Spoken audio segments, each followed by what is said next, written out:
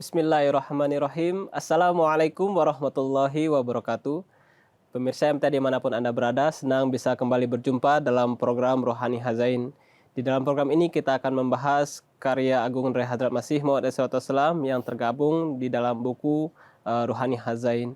Dan untuk episode kali ini kita akan membahas buku Tuhfah Kaisariah, buku yang keempat dalam jilid ke-12 buku Rohani Hazain.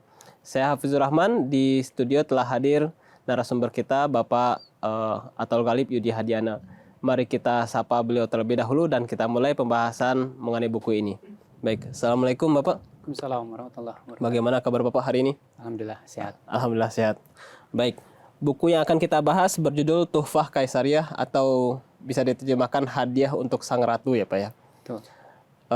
Sama seperti sebelum-sebelumnya saya ingin menanyakan apa landasan atau apa latar belakang Hadrat Masih Maud kemudian terdorong untuk menulis buku ini. Silakan. Baik, bismillahirrahmanirrahim. Jadi seperti tadi disebutkan, Tuhfah Kaisariah ini adalah hadiah untuk sang ratu ya, hadiah untuk ratu. Jadi buku ini ditulis oleh Hadrat Masih Maud alaihissalatu wassalam pada tanggal 25 Mei tahun 1897.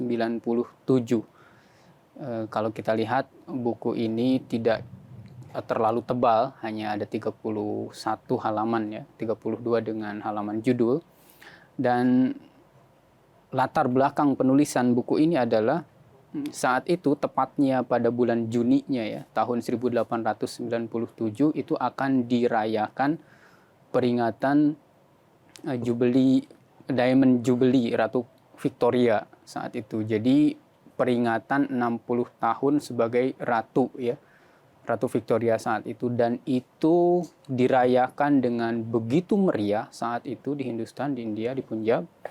Nah, maka Hadrat Masih Maud alaihissalatu wassalam pada momen itu ya, karena misi beliau adalah untuk menyampaikan ajaran tauhid ilahi dan juga untuk menyampaikan pesan-pesan Allah Subhanahu wa taala, maka pada momen tersebut Hadrat Masih Maud pun beliau berinisiatif ya untuk menyampaikan tabligh beberapa segi mengenai keislaman dan beberapa hal lainnya. Oleh karena itu beliau pada tanggal 25 Mei-nya menulis buku ini untuk diberikan kepada Ratu Victoria sebagai sebuah hadiah ya. Di mana ya, secara singkat sih di dalam buku ini Hadrat Masih Maud menyampaikan ucapan selamat atas genapnya 60 tahun Ratu Victoria sebagai ratu di Hindustan saat itu, Ratu Inggris di Hindustan saat itu. Dan beberapa hal-hal lain yang juga sangat penting, termasuk seruan-seruan yang beliau tulis juga untuk sang ratu. Jadi latar belakangnya sih situasinya seperti itu ya. Jadi beliau menulis buku ini. Oke. Makanya ditulis judulnya adalah Tuhfah Kaisariah ya. Hadiah untuk sang ratu. Ratu ini maksud adalah karena sang ratu itu akan merayakan Diamond Jubilee-nya pada bulan Juni 60 tahun setelah menjadi ratu ya. Betul. Dan ratu yang di sini dimaksud adalah Ratu Victoria ya. Betul. Oke, baik. Apa poin-poin pembahasan yang dikemukakan di dalam buku ini? Ya, jadi di dalam buku ini tidak secara spesifik dibagi menjadi beberapa bagian-bagian gitu ya. Hanya pada bagian pertama ini, di bagian awal sekali Hadrat Masih Maud alaihissalatu wassalam beliau menyampaikan sebuah ucapan selamat ya, Mubarak Badi di sini, ucapan selamat untuk Ratu Victoria atas ya tadi genapnya 60 tahun sebagai ratu. Dan di dalam halaman pertama ini, dalam ucapan selamat ini ada beberapa poin yang disampaikan oleh Hadrat Masih Maud alaihissalatu wassalam. Jadi beliau menuliskan di dalamnya bahwa ucapan selamat ini adalah dari orang yang telah datang dengan menyandang nama Al-Masih, yang tujuan kedatangannya itu untuk menghapuskan berbagai macam bid'ah-bid'ah yang telah terjadi di dunia ini.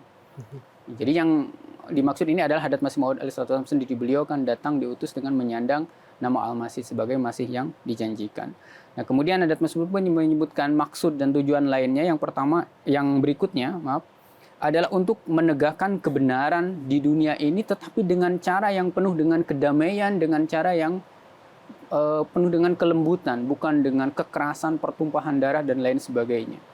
Lalu beliau pun menulis tujuannya juga adalah untuk mengajarkan orang-orang jalan untuk penghambaan sejati ya kepada penciptanya, yaitu kepada Tuhannya. Lalu beliau pun menyampaikan berkenaan dengan tujuannya juga Hadrat Masih Maud ingin memberikan pemahaman kepada orang-orang khususnya di Hindustan kala itu tentang aspek ketaatan yang sebenarnya kepada sang ratu yang memang saat itu menjadi ratu di sana ya, di Hindustan, di mana orang-orang di Hindustan itu sebagai rakyatnya. Jadi memberikan pemahaman berkenaan dengan ketaatan yang sebenarnya seperti apa. Lalu beliau pun menyampaikan bahwa salah satu maksudnya juga adalah Hadrat Masih Maud akan mengajarkan kepada orang-orang rasa simpati, saling simpati antara sesama manusia, dan simpati ini adalah simpati yang sebenarnya, yang sejati. Nah, kemudian beliau pun di dalam ucapan ini menulis bahwa tulisan ini atau buku ini adalah hadiah tanda syukur gitu ya, yang disampaikan kepada Ratu sebagai ucapan selamat atas jubili 60 tahun. Kemudian pada bagian akhirnya Hadrat Masih Maud menulis ucapan selamat 3 kali. Jadi ini pada bagian awal ya, berkenaan dengan ucapan selamat. Bagian awal ini berisi tentang ucapan mubarak ya, bahwa ucapan selamat kepada sang ratu. Betul. Dari seseorang yang diutus oleh Allah Ta'ala sebagai Al-Masih yang dijanjikan dengan tujuan-tujuan yang tadi Bapak sudah sampaikan. Betul. Selanjutnya apa yang diuraikan oleh Hadrat Masih Maud di dalam buku ini? Baik. Nah, kemudian Hadrat Masih Maud alaihissalatu wassalam, beliau menyampaikan berkenaan dengan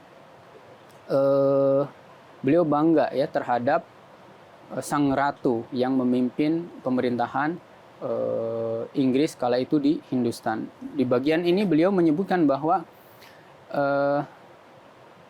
pendoa, jadi Hadrat Masih Maud kan mendoakan untuk kebaikan sang ratu. Jadi pendoa, yaitu maksudnya Hadrat Masih Maud alaihissalatu wassalam yang datang dengan nama Isa Al-Masih ini bangga kepada sang ratu sebagaimana bangganya yang mulia baginda Rasulullah Shallallahu Alaihi Wasallam pada salah seorang kaisar, yaitu Noshirwan ya saat itu, yang adil di zamannya gitu, seperti itu.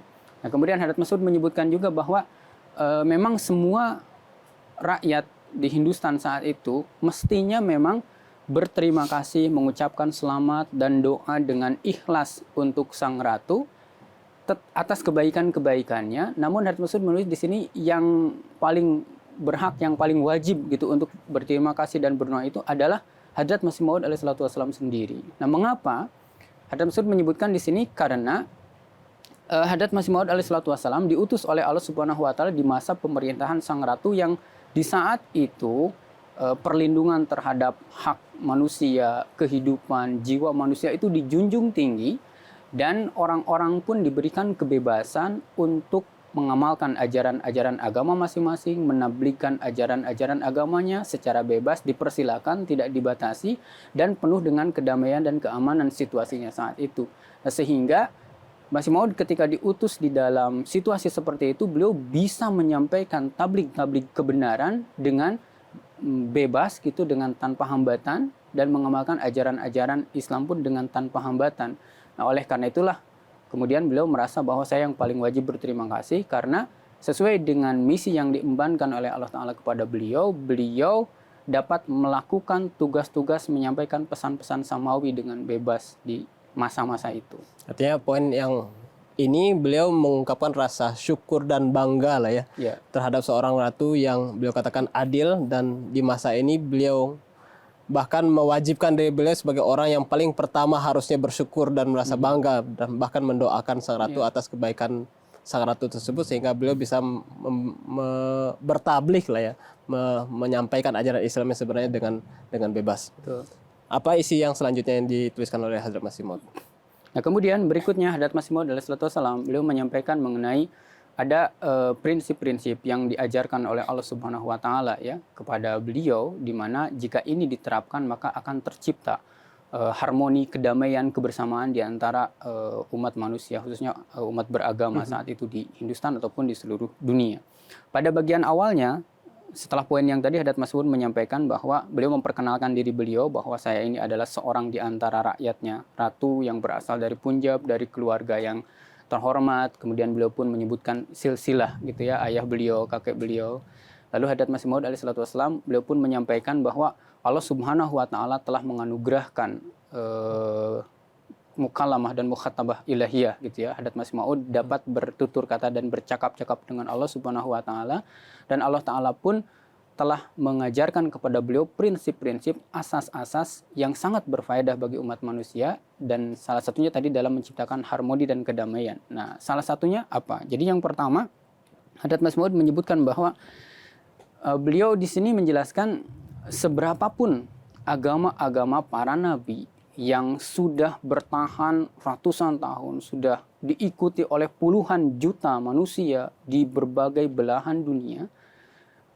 Jadi kalau dilihat dari asalnya, tidak ada satupun di antara agama tersebut yang merupakan agama yang dusta. Dan nabi-nabi dari agama-agama tersebut, tidak ada satupun di antara nabi-nabi tersebut yang dapat dikatakan sebagai seorang pendusta atau dapat dihujat atau dihina pribadinya. Nah, Hadrat Masih Maud menjelaskan bahwa semenjak dahulu merupakan sunnah Allah Subhanahu wa taala bahwa agama-agama dari orang-orang yang mengaku sebagai nabi, mengaku sebagai utusan Allah Subhanahu wa taala padahal bukan, maka agama-agama tersebut tidak akan pernah tumbuh, tidak akan berkembang gitu ya. Nah, kemudian orang yang menyatakan bahwa dirinya adalah utusan Allah, nabi Allah, padahal bukan, maka orang itu akan dibinasakan oleh Allah Subhanahu wa taala. Nah, oleh karena itu, agama-agama besar yang ada saat ini yang sudah bertahan ratusan tahun begitu lama diikuti oleh banyak manusia, itu membuktikan bahwa agama-agama tersebut adalah agama yang pada awalnya adalah benar, dan nabi-nabinya itu adalah nabi-nabi yang juga benar, tidak bisa disebut sebagai pendusta atau dihujat pribadinya. Nah, ini adalah prinsip yang dijelaskan oleh Al-Quran. Oleh karena itu, kata Hadrat Masih Maud, karena agama-agama tadi, nabi-nabi tadi adalah nabi yang benar, maka tidak layak bagi pengikut suatu kaum, suatu agama menghujat, mencerca pribadi-pribadi nabi-nabi dari agama-agama tersebut. Nah, sebagaimana saat itu kan, kalau kita lihat situasinya bagaimana satu agama menghujat nabi dari agama yang lain yang mengajukan keberatan yang tidak sopan dan lain sebagainya. Nah, Hadrat Masih Maud melarang bahwa tidak seharusnya pengikut suatu agama mencerca pribadi nabi dari agama yang lain. Nah, jika semua orang menganut prinsip ini, menganut asas ini, maka pasti akan tercipta harmoni dan kedamaian. Karena apa? Hadrat Masih Maud menyampaikan salah satu poinnya adalah ketika pengikut suatu agama yang misalkan ada nabinya atau panutannya itu dihina, dihujat oleh pengikut agama yang lain, maka dia akan rela mati demi membela kehormatan, kemuliaan nabinya atau panutannya. Bahkan menumpahkan darah, atau dia sendiri misalkan tumpah darah dan lain sebagainya, itu akan rela. Maka akan terjadi yaitu tadi pertumpahan darah. Nah, maka Hadrat Masih Maud menyampaikan seandainya prinsip ini dianut akan terjadi harmoni. Artinya kita harus saling menghargai antar agama ya. Antar agama panutannya itu jangan sampai kita menghujat sosok yang telah menjadi panutan dalam agama tersebut, karena akan berimbas pada pertumpahan darah, bisa berakibat seperti hal tersebut. Ya. Yang ingin saya tanyakan, bagaimana dengan agama-agama yang mengajarkan tentang penyembahan kepada selain Allah Ta'ala, dan ini pun juga bertahan ratusan tahun. Bagaimana Hadrat Masih Maud menerangkan hal ini? Ya, jadi tadi kan disebutkan oleh Hadrat Masih Maud agama yang bertahan ratusan tahun diikuti oleh puluhan juta banyak manusia, ini adalah membuktikan kebenaran dari agama tersebut pada awalnya gitu ya, dan kebenaran dari nabinya. Lalu bagaimana dengan tadi yang ditanyakan ya, itu pun bertahan gitu, padahal mengajarkan misalkan penyembahan terhadap makhluk-makhluk lain bukan Tuhan yang hakiki. Nah, Hadrat Masih Maud menyampaikan ada dua jawaban yang beliau sampaikan. Yang pertama adalah bisa jadi agama-agama tersebut diajarkan atau disampaikan oleh orang yang tidak mendakwakan atau menyatakan dirinya sebagai nabi atau sebagai utusan dari Allah Subhanahu wa taala. Karena prinsipnya kata Hadrat Masih Maud bahwa ketika ada orang yang mendakwakan sebagai nabi padahal bukan, maka ia akan dibinasakan dan agama tersebut tidak akan berkembang. Maka ketika agama tersebut tidak berkembang dan bertahan, maka itu mungkin orang yang mengajarkannya bukanlah seorang pendakwa kenabian, bukan seorang yang menyatakan dia adalah utusan dari Tuhan. Itu yang pertama. Yang kedua, Hadrat Masih Maud menyebutkan bahwa bisa saja pada awalnya dasar-dasar pondasi dari agama tersebut memang berasal dari seorang nabi, seorang utusan Allah Subhanahu wa taala, tetapi seiring berjalannya waktu terjadi perubahan-perubahan di dalam ajaran aslinya sehingga berubah bentuk menjadi ajaran-ajaran yang tidak sesuai dengan aslinya. Nah, seperti itu. Nah, orang yang merubah bentuknya itu, yang salah penafsirannya, yang kemudian menjadi keliru, yang menyimpang dari pokok yang sebenarnya itu, nah orang yang mengajarkannya kan tidak mendakwakan sebagai seorang nabi atau utusan Allah, maka karena itu juga agama tersebut tetap dapat bertahan dan Allah Taala tidak membiarkan Allah Taala tidak mencabut atau menghancurkan ya. Artinya ada dua alasan ya. Pertama mungkin saja yang pengajarnya bukan seseorang utusan Allah Taala ya, bukan nabi, ya, bukan yang mendakwakan dia sebagai utusan Tuhan. Yang kedua mungkin benar di awal, kemudian ya namanya air dari hulu ke hilir ya Pak ya, mengalami perubahan sebagai macamnya, seperti itu ya kurang lebih. Oke, saya ingin melanjutkan pertanyaan yang Bapak sampaikan tadi. Prinsip untuk menciptakan keharmonisan ini, prinsip yang pertama mengenai kebenaran agama-agama. Bagaimana prinsip selanjutnya yang Hadrat masih mau sampaikan? Nah baik, di sini Hadrat Masih Maud alaihissalam beliau menjelaskan mengenai prinsip kedua yang ingin beliau jelaskan di sini adalah terkait dengan perbaikan terhadap pemahaman mengenai konsep jihad, di mana pemahaman itu keliru ya, pemahaman keliru mengenai konsep jihad. Yang Hadrat Masih Maud sampaikan di sini adalah apa yang dilakukan oleh orang-orang Islam dengan menumpahkan darah dan lain sebagainya itu sebenarnya bukan jihad yang sebenarnya, tapi itu justru bertentangan dengan ajaran Al-Quran. Itu yang pertama. Yang kedua, Hadrat Masud menyebutkan bahwa memang Al-Quran ada ayat-ayat yang mengajarkan mengenai peperangan, tetapi itu pun ada sebabnya, ada alasannya. Itu terjadi di saat situasi orang-orang penentang Islam yang memang melakukan tindakan di luar batas gitu ya, sehingga Allah Subhanahu wa taala kemudian memberikan izin untuk melakukan perlawanan. Nah, kemudian Hadrat Masih Maud alaihissalam beliau menyampaikan bahwa akar jihad Islam pada masa Nabi SAW adalah itu gitu ya. Karena perbuatan yang melampaui batas yang dilakukan oleh musuh-musuh Islam yang menganiaya dan seterusnya, dan itu berlangsung begitu lama, pada akhirnya setelah sabar diberikan izin. Itu dasarnya. Nah, sedangkan dalam situasi sekarang ini, kata Hadrat Masih Maud, di mana Hindustan saat itu dipimpin oleh pemerintahan Inggris ya, Ratu Inggris yang tadi sudah disebutkan di awal banyak memberikan kebaikan-kebaikan, kemudian diberikan kebebasan untuk beribadah sesuai dengan agama masing-masing, diberikan kebebasan untuk menabligkan, menyampaikan ajaran agamanya kepada yang lain, tidak dibatasi. Sedangkan pada masa sebelumnya itu kan untuk azan saja kaum muslimin itu tidak bisa gitu ya. Tapi di masa pemerintahan Inggris itu diberikan kebebasan. Nah, itu adalah sebuah kebaikan-kebaikan yang sebagai manusia yang mengetahui ajaran Al-Quran hendaklah membalas kebaikan itu dengan kebaikan lain.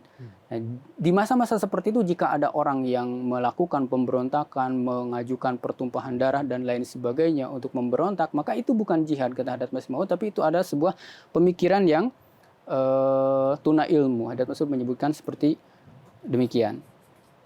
Bagaimana dengan konsep Al-Masih yang datang untuk menumpahkan darah? Nah, kemudian Hadrat Masih Maud alaihissalam beliau pun menjelaskan mengenai salah satu akidah yang diyakini oleh orang-orang saat itu, orang Islam, yaitu menanti kedatangan Al-Masih atau Al-Mahdi yang menumpahkan darah. Hadrat Masih menyebutkan bahwa akidah ini adalah sebuah akidah yang sangat berbahaya, di mana kalau ada misalkan seseorang yang mengaku-ngaku sebagai Al-Mahdi kemudian atau Al-Masih gitu, bisa saja Al-Mahdi, Al-Masih penumpah darah ini dia mengobarkan justru pertumpahan darah di mana, dan ini sangat berbahaya, sangat berbahaya. Nah, maka akidah ini adalah akidah yang keliru. Maka untuk menghapuskan akidah itu, Allah Subhanahu wa taala mengutus Hadrat Masih Maud alaihissalam dengan menyandang gelar Al-Masih dan Al-Mahdi yang dijanjikan. Nah, Hadrat Masih Maud alaihissalam beliau menyampaikan ajaran yang sebenarnya gitu ya. Jadi konsep Al-Mahdi penumpah darah itu adalah konsep yang salah. Hadrat Masih Maud alaihissalam menyatakan sesuai dengan ilmu yang beliau dapat dari Allah Ta'ala, tidak akan datang di dunia ini Al-Mahdi atau Al-Masih yang penumpah darah gitu, yang justru mengobarkan, mengajak orang-orang untuk berperang, menumpahkan darah, karena situasinya memang tidak menuntut untuk itu. Artinya untuk prinsip selanjutnya yang beliau sampaikan untuk menciptakan keharmonisan adalah beliau meluruskan pemahaman yang keliru mengenai jihad ya Pak ya, mengenai jihad sebagaimana yang dipahami oleh orang-orang. Ya. Oke. Baik. Apa hal lainnya yang beliau tulis di dalam buku ini? Ya. Nah, kemudian poin selanjutnya Hadrat Masih Maud di sini beliau menceritakan sebuah kasyaf yang sering beliau lihat, dan beliau menyebutkan bahwa kasyaf ini pun merupakan sebuah hadiah yang layak untuk dipersembahkan kepada sang ratu untuk direnungi ya. Jadi kasyafnya adalah Hadrat Masih Maud sering berjumpa di dalam kasyaf itu dengan Hadrat Al-Masih, yaitu Nabi Isa alaihissalatu wassalam. Lalu di dalam kasyaf tersebut terjadi percakapan. Lalu Hadrat Masih Maud bertanya kepada Nabi Isa alaihissalatu wassalam mengenai akidah dan ajaran sejati yang diajarkan oleh beliau. Di dalam kasyaf tersebut Nabi Isa alaihissalatu wassalam menunjukkan ketidaksenangan, ketidaksukaan beliau terhadap beberapa akidah yang saat ini diyakini oleh orang-orang Kristen pada umumnya. Yaitu yang pertama mengenai akidah penebusan dosa, kemudian akidah berkenaan dengan penebusan dosa, kemudian Trinitas, kemudian juga salah satu akidah lain yaitu berkenaan dengan Nabi Isa alaihissalam diyakini sebagai anak Allah atau anak Tuhan. Dan Nabi Isa alaihissalam menunjukkan ketidaksenangan ya di dalam kasyaf tersebut. Nah, Hadrat Masih Maud alaihissalatu wassalam menyampaikan bahwa ini pun sebuah kasyaf ini adalah datang dari Allah Subhanahu wa taala, pemberitahuan dari Allah taala, dan ini pun merupakan sebuah hadiah yang juga layak disampaikan kepada sang ratu untuk dapat direnungkan.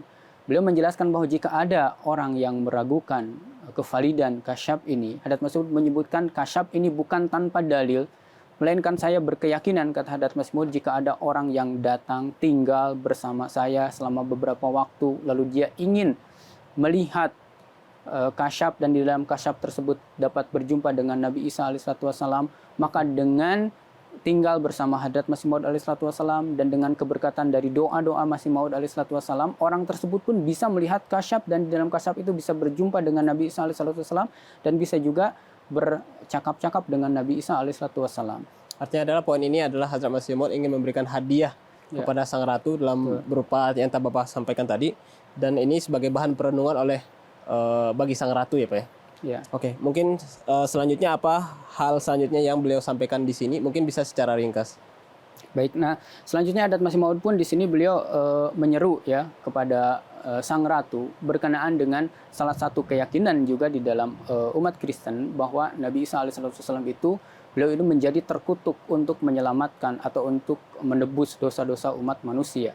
Nah, Hadrat Masih Maud alaihissalam menyeru kepada sang ratu, alangkah indahnya, alangkah baiknya jika sang ratu pun, kata Hadrat Masih Maud, memberikan perhatian untuk melihat kepada penghinaan tersembunyi yang disematkan terhadap Nabi Isa alaihissalam. Kemudian alangkah baiknya, alangkah indahnya jika sang ratu pun dapat menyelidiki ya, mencari tahu mengenai makna kata laknat ya, yaitu makna kata kutukan atau terkutuk ya, khususnya di dalam kamus bahasa Arab ataupun kamus bahasa Ibrani ataupun kamus dalam semua bahasa, apa makna dari kata laknat atau kata terkutuk itu. Nah, alangkah indahnya kalau sang ratu mau menyelidiki itu. Nah, kemudian dan selain menyelidiki juga meminta atau mengambil pendapat dari semua ahli bahasa terkait dengan makna dari kata itu. Lalu Hadrat Masih Maud alaihissalam di sini menyeru, tidakkah benar bahwa kata mal'un atau terkutuk ya, terkutuk itu dikatakan kepada seseorang hanya di dalam kondisi ketika hati orang tersebut terdampar jauh dari makrifat, dari mahabbat atau kecintaan, dari kurub kedekatan dengan Allah Subhanahu wa taala. Jadi bukankah kata terkutuk itu hanya untuk orang dalam kondisi tersebut tadi? Kemudian yang justru bukan kecintaan kepada Allah, justru di dalam dirinya timbul permusuhan dengan Allah Subhanahu wa taala. Nah, kata malun itu untuk orang dalam kondisi tersebut. Nah, lalu sekarang ketika disematkan kepada seseorang yang berhati bersih seperti halnya Nabi Isa Al-Masih alaihissalatu wassalam, apakah pantas, apakah cocok itu disematkan kepada Nabi Isa alaihissalatu wassalam? Tentu tidak, kata Hadrat Masih Maud alaihissalatu wassalam. Jadi mohon untuk dicari tahu, direnungi ini. Nah, kemudian pada poin selanjutnya berkaitan dengan ini, Hadrat Masih Maud alaihissalatu wassalam beliau pun menyeru kepada sang ratu, jika di masa Pilatus yang saat itu Nabi Isa alaihissalatu wassalam hidup, Pilatus itu, Hakim Pilatus ya, dia membebaskan seorang tawanan yang jelas-jelas jahat, tetapi tidak melepaskan Nabi Isa alaihissalatu wassalam yang jelas-jelas tidak berdosa saat itu, maka saat ini, kata Hadrat Masih Maud, Anda dengan keberanian mohon bebaskan Al-Masih, mohon bebaskan Nabi Isa alaihissalatu wassalam. Bebaskan dari apa? Bebaskan dari tadi noda yang mencederai kemuliaan beliau. Salah satunya tadi dengan akidah atau keyakinan bahwa Nabi Isa alaihissalatu wassalam itu beliau menjadi terkutuk untuk menebus atau menyelamatkan umat manusia. Nah, jadi bebaskan Nabi Isa alaihissalam dari kemuliaan Nabi Isa alaihissalam dari noda-noda kotoran-kotoran yang salah tadi, yang disematkan kepada beliau secara tidak tepat. Jadi ini merupakan seruan ya dari adat Ismail. Seruan kepada sang ratu mengenai kata laknat ya Pak ya. Iya. Oke. Nabi Isa. Selanjutnya apalagi Bapak hal-hal yang beliau sampaikan di sini? Ya, nah mungkin pada di sini karena waktu ya, mungkin terakhir Hadrat Masih Maud alaihissalam pun di dalam buku ini beliau pada bagian akhir menyampaikan perbandingan antara ajaran-ajaran di dalam Islam dengan ajaran di dalam Kristen.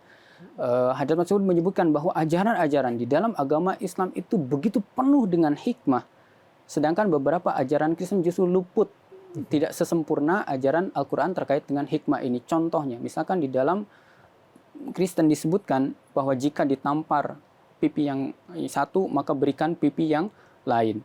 Nah, itu tidak lebih unggul dari apa yang diajarkan oleh Al-Quran. Ajaran Al-Quran itu jauh lebih unggul dari segi hikmah ya terkait dengan itu. Jadi di dalam Al-Quran itu diajarkan jaza'u sayyi'atin sayyi'atum misluha faman afa wa aslaha fa ajruhu 'ala Allah. Jadi ganjaran untuk suatu keburukan adalah keburukan yang setimpal. Tetapi gitu kan, barang siapa yang memaafkan dan dengan memaafkan itu timbul perbaikan, maka ada ganjaran untuknya dari Allah Subhanahu wa taala. Dilihat dulu situasinya, dilihat dulu kondisinya. Ketika seseorang melakukan keburukan, lihat situasinya, lihat kondisinya. Apakah perlu untuk membalas dengan keburukan yang setimpal? Apakah karakter orang ini memang harusnya diberikan pemaafan? Kalau memang diberikan maaf itu terjadi islah, terjadi perbaikan, maka harus diberikan maaf. Jika dengan pembalasan dengan kejahatan yang setimpal itu justru itu yang terbaik, maka itu yang dilakukan. Nah, ini ajaran yang penuh dengan hikmah, yang unggul dari ajaran yang tadi. Kemudian satu lagi disebutkan di dalam Injil bahwa janganlah melihat perempuan yang bukan muhrim dengan pandangan syahwat.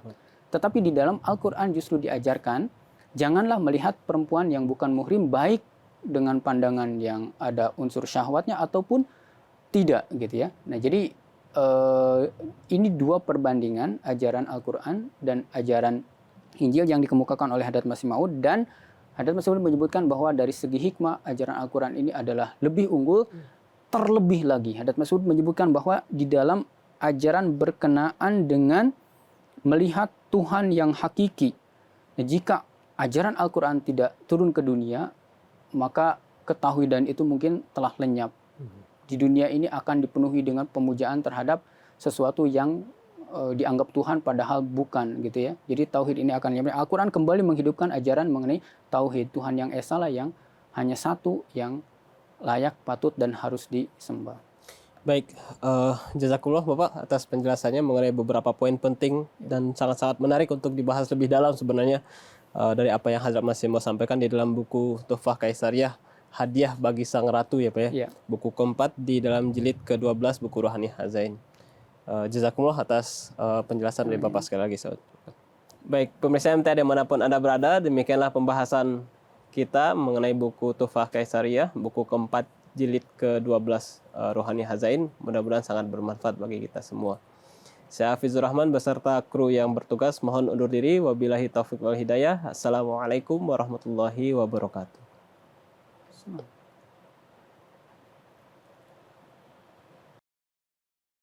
Hadrat Masih Maud menyebutkan bahwa di dalam ajaran berkenaan dengan melihat Tuhan yang hakiki. Nah, jika ajaran Al-Quran tidak turun ke dunia, maka ketauhidan itu mungkin telah lenyap. Di dunia ini akan dipenuhi dengan pemujaan terhadap sesuatu yang dianggap Tuhan padahal bukan gitu ya. Jadi tauhid ini akan lenyap. Al-Quran kembali menghidupkan ajaran mengenai tauhid, Tuhan yang esa yang hanya satu, yang layak, patut, dan harus disembah. Baik, jazakumullah Bapak atas penjelasannya mengenai beberapa poin penting dan sangat-sangat menarik untuk dibahas lebih dalam sebenarnya dari apa yang Hadrat Masih Maud sampaikan di dalam buku Tuhfah Kaisariyah, Hadiah bagi Sang Ratu ya Pak ya. Buku keempat di dalam jilid ke-12 buku Rohani Hazain. Jazakumullah atas penjelasan dari Bapak sekali lagi. Baik, pemirsa MTA dimanapun Anda berada, demikianlah pembahasan kita mengenai buku Tuhfah Kaisariyah, buku keempat jilid ke-12 Rohani Hazain. Mudah-mudahan sangat bermanfaat bagi kita semua. Saya Hafizur Rahman beserta kru yang bertugas mohon undur diri. Wabillahi taufiq wal hidayah. Assalamualaikum warahmatullahi wabarakatuh.